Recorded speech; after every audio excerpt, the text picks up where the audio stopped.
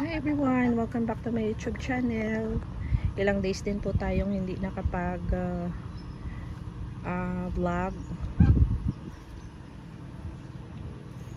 Kaya ipapakita ko sa inyo guys yung mga bagong dating na mga plants galing Benguet.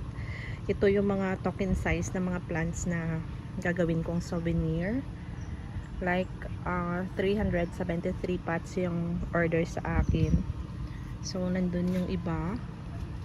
So hopefully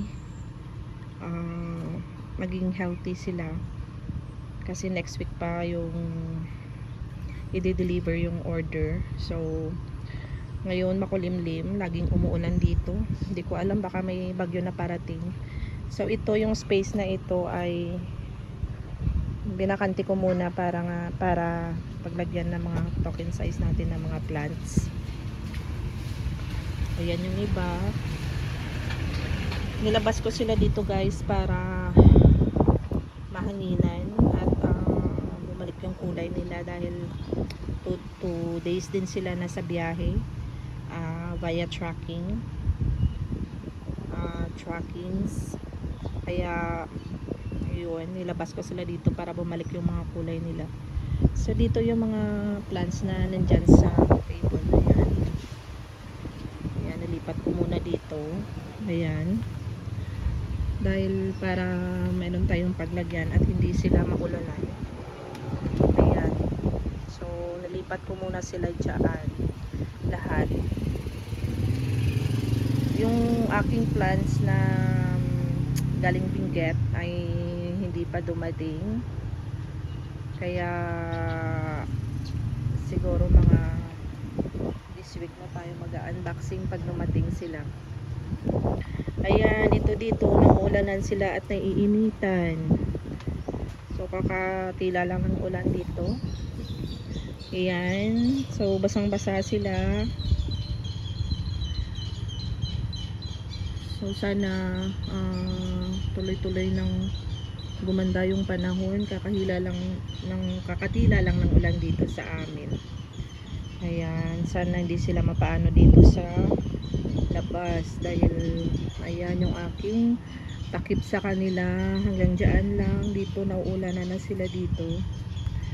Ayan, dahil kailangan kong i-prioritize yung mga plants na gagawin kong souvenir. Ayan, kaya nilabas ko muna yung mga plants natin na nasa mesa. Ayan, so yan sila guys, ang kaganda nila. Ayan, so hopefully ay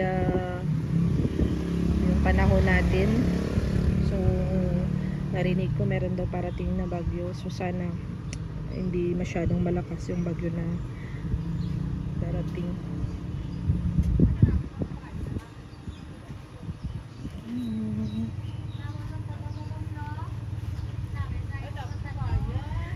Yes. Ayan.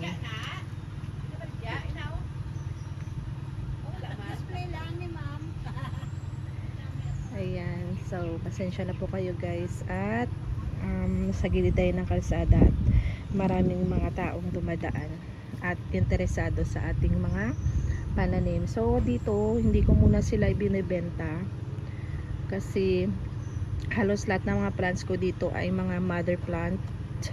So, gusto ko munang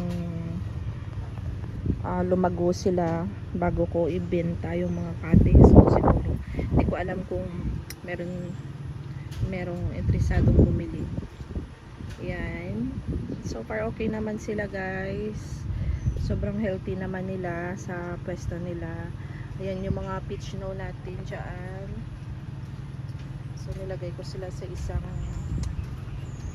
space para yan, para lush sila tingnan dyan. Ito okay lang naman sila kahit nababasa ng ulan. Ayan, so dito naaanggihan sila ng ulan. Ayan yung mga plants natin dito, pero okay lang yan. So sana ay gumanda na yung panahon para hindi sila mapano dito. Kasi nakatanim lang sila sa mga seedling pots. Kaya prone po sila sa rat.